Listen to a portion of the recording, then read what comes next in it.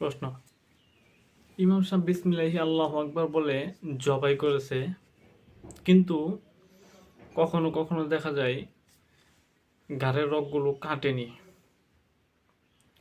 যদি এমন হয় তাহলে ওই রগগুলো কাটার জন্য কি আবারও পরবর্তীতে যে কাটবে সে কি বিসমিল্লাহি আল্লাহু আকবার বলবে? হ্যাঁ, এক্ষেত্রে দুইটা মাসালা।